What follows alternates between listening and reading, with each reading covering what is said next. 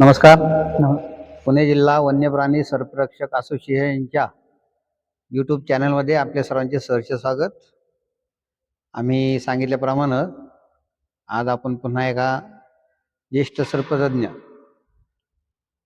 गोपाळ दौडोबा ननावरे, ज्यांना GD ननावरे म्हणतात, हे नसरापूरमध्ये आहेत, त्यांची मुलाखत घेणार आहोत. ननावरे साहेब ही खूप मोठी व्यक्ती आहे. ज्यावेळेस महाराष्ट्रामध्ये सर्पमित्र ही संज्ञा सुद्धा नव्हती, त्या वेळेसपासून ही व्यक्ती काम करते महाराष्ट्रामध्ये. ननावरे साहेब दिलावर चाचा असतील, अयूब खान असतील, राजकुमार पवार सर असतील, नाना भुतकर, कात्रजमध्ये सर्पोद्यान म्हणा, या सर्वांच्या बरोबर यांनी कामं केलेली आहेत. फार पूर्वीपासून यांचा सापांबरोबर संपर्क आलेला आहे आणि या व्यक्तीनं महाराष्ट्रामध्ये खूप सर्पमित्रही घडवलेले आहेत. या व्यक्तीनं महाराष्ट्रामध्ये प्रत्येक गावामध्ये जाऊन जनजागृती केलेली आहे. सापांविषयी योग्य माहिती पुरवून लोकांचं अज्ञान दूर केलेलं आहे. अशी खूप थोर व्यक्ती आणि ज्येष्ठ व्यक्ती आज आपल्याबरोबर आहे. आपण त्यांचं स्वागत करूया आणि पुढच्या मुलाखतीला सुरुवात करूया. नाना नमस्कार. नमस्कार. आमच्या चॅनलमध्ये तुमचं स्वागत आहे. नमस्कार.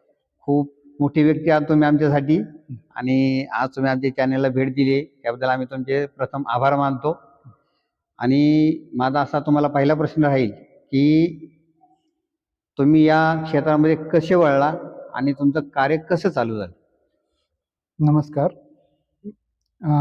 या क्षेत्रामध्ये 1979 पासून हे काम करतोय. ह्या सापा खरं तर शाळा शिकायची होती मला खूप. शाळा शिकताना पैसे नसायचे, अडचणी घरी यायच्या आणि मग दप्तर तर पाठीवर टाकायचं आणि शाळेत दप्तर पैसे नसताना मग जंगलात जाऊन बसायचं. मग जंगलामध्ये गेल्यावर या प्राण्यांची जास्त सोबती झाली.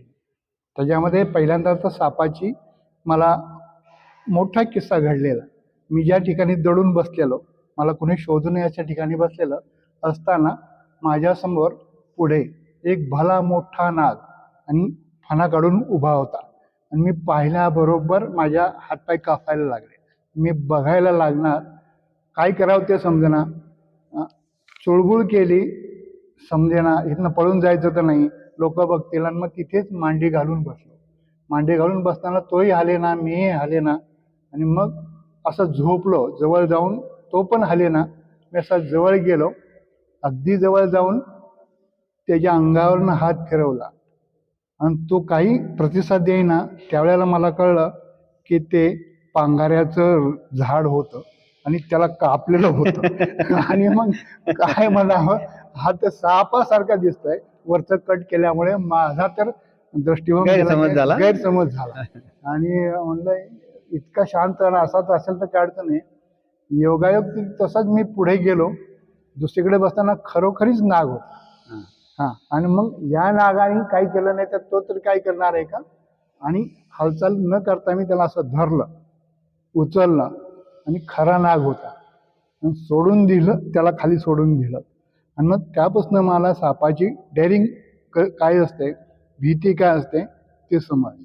आणि त्यापासून मग त्यावेळेला लक्षात आलं की आपण शाळा शिकताना ही जर कला अवलंबली तर काय होईल. मग कधी तर नसरापुरात गवत्या साप मिळाला, काड्याच्या पेटीत ठेवला, दप्तरात ठेवला. मग माझं दप्तर कोणी चेक करणार नाही, हात हलवणार नाही त्याच्याकडे कोणी. 8-8 दिवस दप्तर तिथं राहायचं शाळेमध्ये. आणि ह्या शाळा शिकत असताना खूप अडचणी आल्या. 7वी पर्यंत कसा तरी शिकलो आणि मग ह्या सापांच्या शाळेत मी गेलो. साप पकडला तर प्रसिद्धी मिळायची, लोक आवडीनं बोलवायचे. बरोबर आहे, कारण तो पिरियड तसा होता ज्या पिरियडमध्ये कोणी सर्पमित्र नव्हतं किंवा साप वाचवणारं कोणी नव्हतं. साप दिसल्यानंतर साप मारणं हा सर्वात महत्वाचा उद्देश असायचा त्यावेळेस लोकांचा. त्या काळामध्ये साप वाचवणारी व्यक्ती ही खूप मोठी, आणि ते काम नानांनी त्या पिरियडला चालू केलेलं आहे. त्याला कमीत कमी 40-50 वर्ष झालेली आहेत. आता खूप सर्पमित्र आहेत, खूप प्राणीमित्र आहेत, पण जो पिरियड, ज्या पिरियडला असं कुणी व्यक्ती नव्हती, त्या पिरियडला नानांनी हे काम चालू केलेलं आहे आणि तिथून बाकीच्या सर्पमित्रांना स्फूर्ती मिळाली. आणि नानांनी मग आपल्याला सांगितल्याप्रमाणे आता त्यांची जी सुरुवात सांगितली आणि त्यानंतर नाना त्याच्यामध्ये पारंगत झाल्यानंतर नानांनी संपूर्ण महाराष्ट्रामध्ये दौरे केले, प्रत्येक गावात जाऊन सर्प जनजागृती केली. आपण नाना जरा त्याविषयी सांगा. साप पकडल्यावर काय करायचा हा मोठा प्रश्न होता. घरात ठेवायचं तर घरातले लोक तयार नसायचे. बरोबर आहे. आणि मग घरात साप ठेवल्यावर माझी अडचण यायची.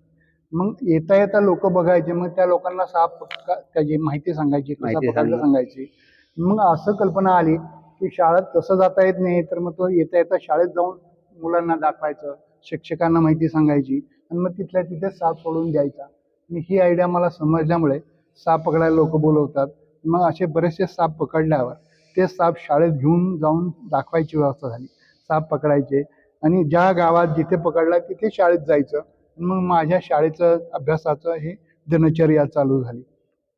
असं आत्तापर्यंत मी खूप शाळांना भेटी दिलेल्या आहेत. तुम्ही संपूर्ण महाराष्ट्रातल्या प्रत्येक गावात गेलेला आहात, महाराष्ट्राच्या बाहेरही गेलेला आहात, आम्हाला माहिती आहे त्याबद्दल. तरी मी थोडक्यात तुम्हाला माहिती देऊ शकतो नवीन सर्पमित्रांना की नानांचा कार्यकाळ जो होता काम करण्याचा तो खूप जुना काळ होता. त्या काळामध्ये नाना जिवंत साप दाखवू शकत होते. आत्ताच्या सर्पमित्रांनी सर्प शाळा घेतल्यानंतर असा कोणीही प्रयत्न करू नका. बरोबर आहे. आणखीन मला एक ह्या सर्वांना सूचना करायची आहे. हा, नक्की, अवश्य. आपण ज्या बरण्या घेतो, बरण्यामध्ये साप घालतो, ते तुम्ही लाईव्ह करू नका. दिसतात सोडताना पण, कारण मग बाकीच्या लोकांचा गैरसमज होतो. ह्या बरण्या बोळट पडलेल्या आणि तिथेच टाकून देतात आणि मग तिथली लोक इथेच साप सोडलेले असतील कारण काय, आणि असा वादावादीचे बरेचसे प्रसंग येतात. तर तुमच्या मोबाईलमध्ये जे रेकॉर्डिंग होत असतं त्याच्यामध्ये बरणी कुठेच दिसता कामा नये. रेकॉर्डिंग नवीन सर्पमित्रांना नानांचा हा मौलाचा सल्ला आहे की तुम्ही बरणी वापरली नाही पाहिजे. तुम्ही विषारी सापासाठी पिशवी वापरा लाल कलरची आणि बिनविषारी सापासाठी हिरव्या रंगाची पिशवी वापरा. त्याच्यामध्ये साप सेफ राहतो. आणि बरणी सहसा टाळा. बरोबर ना? बरणी सहसा टाळू नका. बरणीचा उपयोग ऑन दी स्पॉट जिथे असेल तिथे तुम्हाला ते सेफ्टी पकडण्यासाठी सोयीचं असतं. हा, ते आहेच. पण त्यानंतर तुम्ही मग ह्यातनं त्यातनं ह्यात असं घालायचा प्रयत्न करू नका. बरोबर आहे, बरोबर. आणल्या ठिकाणीच असंच रिलीज करा. मग तुम्ही आता पिशवीत ठेवा म्हणला तर बरणींचा काढून पिशवीत ठेवताना पण काय होऊ शकतं. बरोबर आहे, धोका होऊ शकतो. पिशवी घेऊन जाताना आत पिशवीत टाकला, शरीराला जर स्पर्श झाला तर आतनं सुद्धा बाईट होण्याची दाट शक्यता असते. हो आहे. त्यावेळेला त्याची तुम्ही खबरदारी घेणं अत्यंत महत्वाचं आहे. दुसरी गोष्ट अशी आहे की तुम्ही नानांनी अनिस बरोबर खूप चांगलं काम केलेलं आहे. स्वतः नाना दाभोळकरांबरोबर फिरायचे आणि जनजागृती जी सर्पांबद्दल होती त्यामध्ये नानांनी खूप मोठं काम केलेलं आहे. नाना त्याविषयी थोडी माहिती द्या. त्यावेळेला अनिसचं काम असताना मग सापाविषयी अंधश्रद्धा का नसावी, अंधश्रद्धा का घालवू नये असं दाभोळकरांना सांगितलं.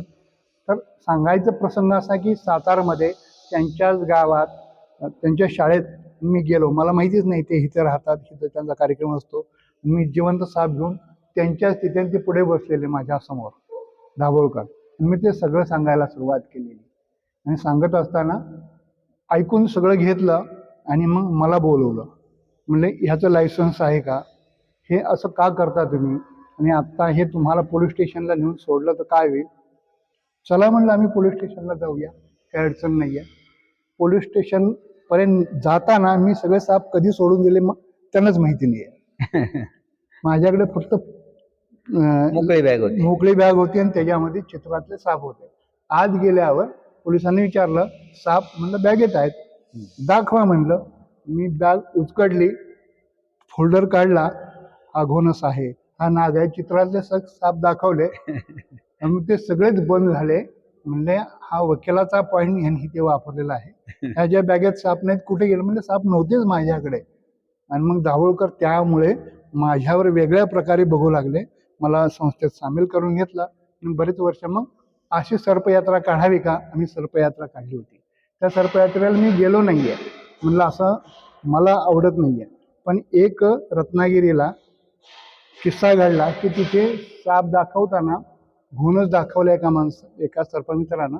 तो घोणस त्याच्या हातातनं उडाला. तो पटकन धरायला गेला आणि त्यालाच चावला. आणि त्याचे पुढची तो कार्यक्रम करणार होता ते बंद पडलं. आणि मग त्याच्या जागी कोण काम करेल, तर त्याच्या पुढचं सगळं लेक्चर साप दाखवणं आणि मला तिथनं पुढे माझं काम करावं लागलं मला तिथनं पुढे. मग त्यांच्याबरोबर मी बऱ्याच ठिकाणी जाऊन सापाचं ते लेक्चर करून आम्ही परत आले. कात्रजचे सर्पोद्यानचे नीलम कुमार खैरे सर, दिलावर चाचा, अयूब खान, नाना भुतकर यांच्याबरोबरही नानांनी खूप मोठं काम केलेलं आहे. त्याबद्दल थोडी माहिती द्या. हां, त्यावेळेला हे साप काय करायचं की तिथे सोडले तर लोक नावं ठेवायची, रागवायची, वादावादीचा प्रसंग व्हायचा आणि मग सर्पोद्यानमध्ये सोडून देतो असं म्हणायचं, आम्ही इथे सोडायचो. पण मग आम्ही दोघा तिघांनी असं ठरवलं की सर्पोद्यानमध्ये सोडलं तर काय होईल. आणि खरोखरी साप सोडताना हे आम्ही सर्पोद्यानमध्ये सगळे साप तिथे नेऊन द्यायचो तिथे. त्या सर्पोद्यानमध्ये खरं तर साप ठेवायचे का नाही ठेवायचे हा मोठा प्रसंग होता. बरोबर. जाताना अडचणी यायची, आमचीच जायची अडचण, यायची अडचण, न्यायची अडचण, असं करताना खूप अडचणी यायच्या. त्यावेळेला आपल्याकडे काहीतरी ओळखपत्र असावं, कोणीतरी आपल्याला काहीतरी समजून घ्यावं असा त्यावेळेचा विचार होता. पण ते सगळा विचार असाच राहून गेला. बरेच वर्ष मग साप पकडायचे, सोडून द्यायचं, तिथे द्यायचं त्यांनी. आणि बऱ्याचशा प्रसंगाला आम्हाला तिथं सामोरं जावं लागलं आणि म्हणून तिथे साप द्यायचे आम्ही बंद केले. आणि मग ते जंगलामध्ये सोडून द्यायचं हे ठरवून ठेवलं. बरोबर. नानांनी आता हे काम करत असतानाच नाना आर्ट ऑफ लिव्हिंगकडे वळले आणि तिथूनही नानांनी समाज प्रबोधनाचं काम केलेलं आहे. आणि आर्ट ऑफ लिव्हिंगचे जिथे कार्यक्रम होतात किंवा आर्ट ऑफ लिव्हिंगचे जेवढेही व्हॉलेंटियर आहेत त्यांना सुद्धा नानांनी खूप चांगल्या प्रकारे ट्रेनिंग केलेलं आहे. आणि खूप सर्पमित्र आणि प्राणीमित्रांची खूप मोठी टोळी नानांच्या ह्या संघटनेतनं तयार झालेली आहे. आणि आत्ता त्या टोळीकडनं, त्या सर्व सर्पमित्रांकडनं, सर्परक्षकांकडून खूप चांगल्या प्रकारे महाराष्ट्रामध्ये काम होतंय. नाना आमच्या संस्थेशी जोडलेले आहेत पहिल्यापासूनच. नानांच्या मार्गदर्शनाखाली आम्ही ही संस्था पुढे चालवत आहोत. नाना, एखादा चांगला किस्सा सांगा ना. साप पकडताना एखादी गंमत झाली आहे किंवा काय झाले असा एखादा किस्सा. एक किस्सा सांगतो. गमतीचा किस्सा आहे. रात्री 2:30 वाजलेले. दारावर असं लिहिलं होतं की जो कोण वाहन घेऊन येईल तरच मी साप पकडायला घेईल. हा, तो पिरियड तसा होता. आणि मग मला ते शक्य नाही जायचं रात्रीच्या वेळेला. आणि दार वाजवलं. मी त्याला म्हणलं काहीतरी न्यायला आणलंय का वाहन. हा, आणलेलं आहे म्हणलं. मी स्टिक घेतली, बॅटरी घेतली आणि बाहेर गेलो आणि पाहिलं तर त्यानं 2 गाढवं आणलेली होती. अरे म्हणलं वाहन, म्हणलं ह्याच्यावरच आलेलो मी. बरोबर. म्हणलं काय अडचण, म्हणलं हे वाहन मला नाही चालवता येत. म्हणलं काय नाही करायचं, तुम्ही वर बसा, त्याचं आया पकडा असं आणि बसा नुसतं. तो मागे गेला, तो बसला त्याच्यावर. त्याने एक चपाटी मारली आणि आम्ही दोन्ही ती वाहनं स्टार्ट झाल्यावर खाली मेन आळेमध्ये गेलो. ते वडारी असतात, दगडे फोडायचं असतं ना, पाथर्ड समाजाचा, त्यांच्या तिथे पाऊस पडत असताना साप आत शिरलेला. खाली उतरलो. तो नाग होता, मेहरबानी त्यांच्या हातून शिरलेला होता. तो पकडून ठेवला, पॅक केला आणि घेऊन आलो. त्यावेळेला त्यांचा सापाचाही जीव वाचला आणि त्यांचाही जीव वाचला. बरोबर. आणि मग तो म्हणला आता सोडायला. म्हणलं राम राम, म्हणलं एकदा बसवले गाढवावर तर ठीक झालं, आता परत नको. तो प्रसंग असे अनेक आहेत. काही हास्यास्पद नाहीये. वेळ आल्यावर आपले स्वतःचं वाहन असावं, स्वतःची बॅग असावी, स्वतःची स्टिक असावी, स्वतःची पिशवी असावी, स्वतःची बॅटरी असावी आणि तर मग तुम्ही पुढे जावं. मी आता तो तुम्हाला प्रश्न विचारणार होतो की आता तुम्ही इतक्या वर्ष काम करतात, तुम्ही खूप अनुभव घेतलेले आहेत, वेगवेगळ्या अनुभवाला तुम्ही सामोरे गेलेले आहात. तर नवीन सर्पमित्रांना आणि नवीन वन्यजीव रक्षकांना तुम्ही चांगला सल्ला काय देऊ शकता? त्यांना एक असं सल्ला देईन मी की पहिलं त्यांनी बँकेत खाते उघडावं. 50-60 हजार रुपये बँकेत पहिले ठेवावे आपल्या सेफसाठी, नंतर या कामासाठी हात घालावा. कारण हा साप चावला तर त्यावेळेला माझा एक प्रसंग 2008चा आहे. हो, बरोबर. जिवंत मी एवढी माझ्याकडे प्रौढी होती की मला काय होणार नाहीये. पण ज्या वेळेला मला साप चावला त्यावेळेला मला कसं वाचवायचं हे त्यावेळेला पुढे सुरुवात झालं. साप चावला तर साप थोडासा छोटासा होता आणि त्यावेळेला बरणी घेऊन गेलो नाहीये. आणि त्या सापाला छोट्याशा पिल्लाला घेतलं तर खरं, आणि पोतं मागण्यासाठी 15-20 मिनिटं गेली, पिशवी बरणी मागण्यासाठी वेळ गेली, आणि हाताची ग्रीप राहत नाही आपली जास्त वेळ. ते कधी लूज झाला साप, कधी पडला ते कळलंच नाहीये.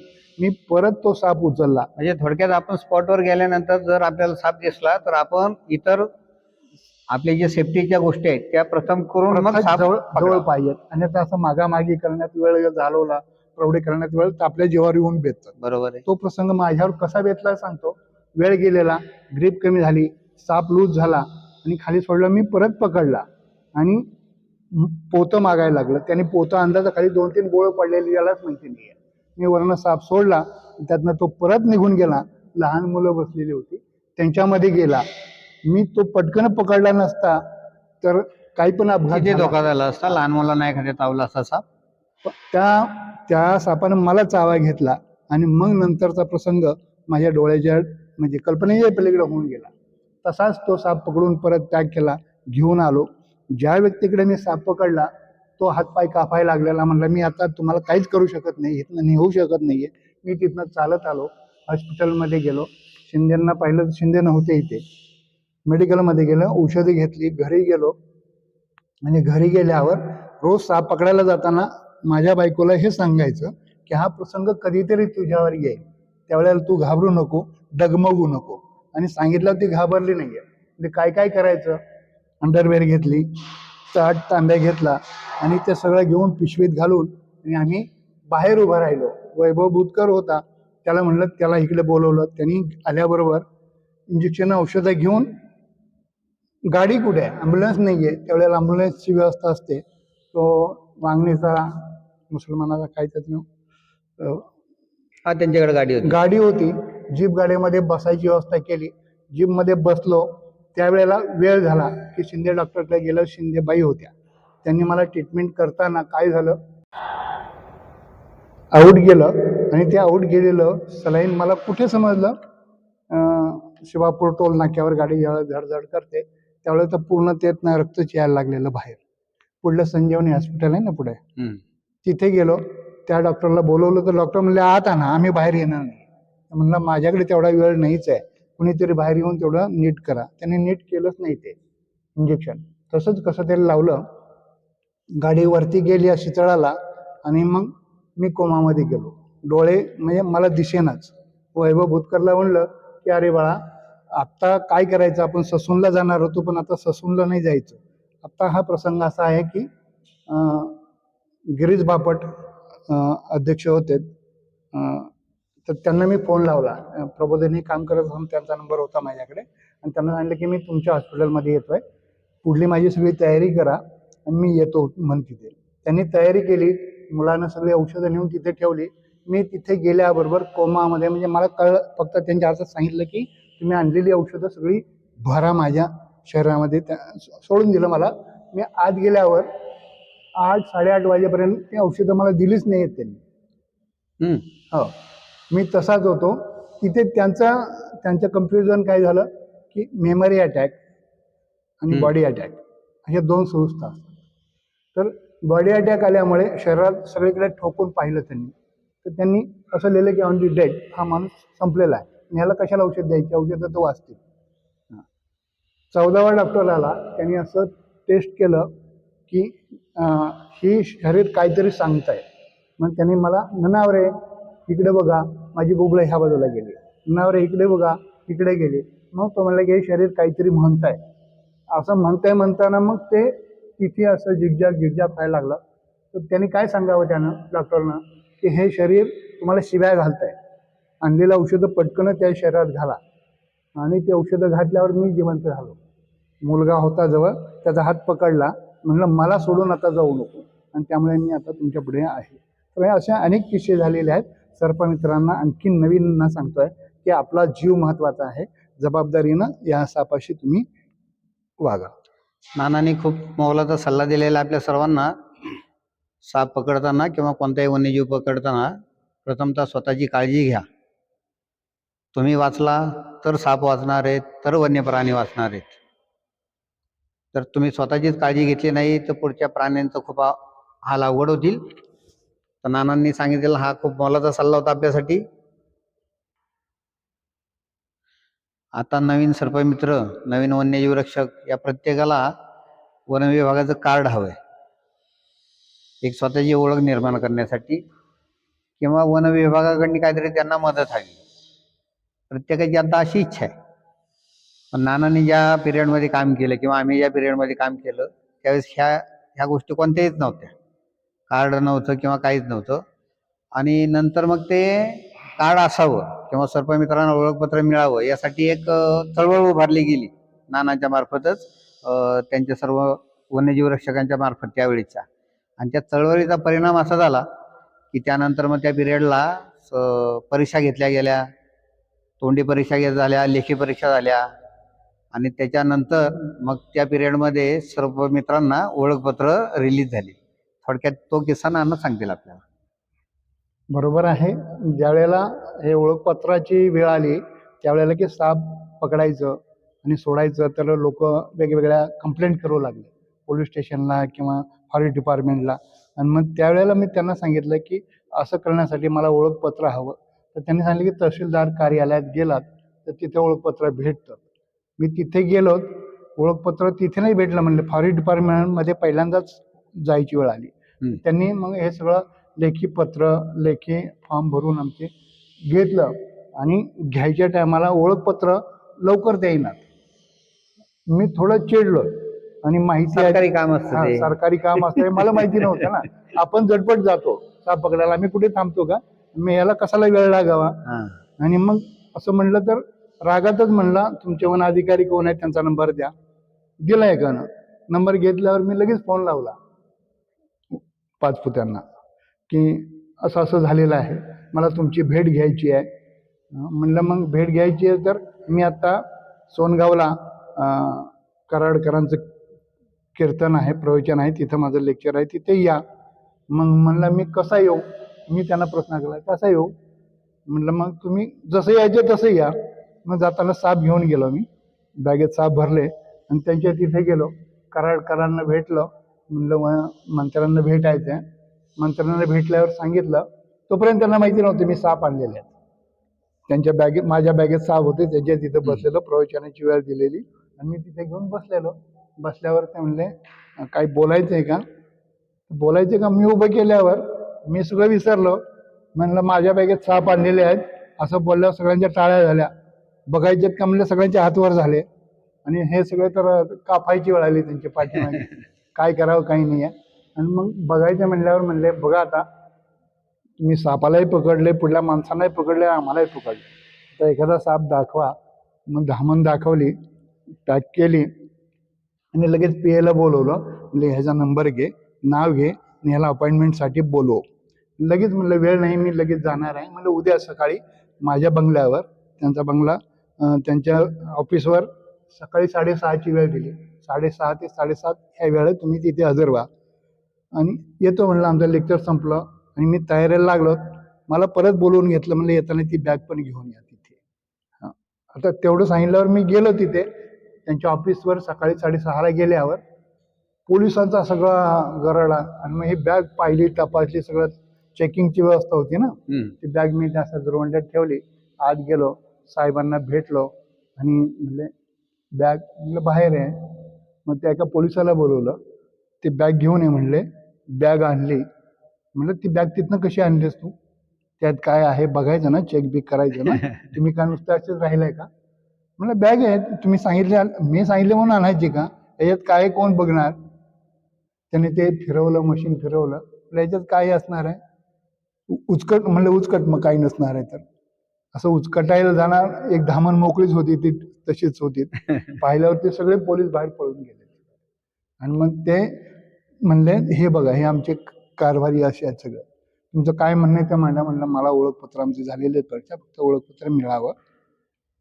म्हणजे कधी द्यायचं तुम्हाला. म्हणलं उद्याच्या उद्या मला 11 वाजेपर्यंत मिळालं तर बरं होईल.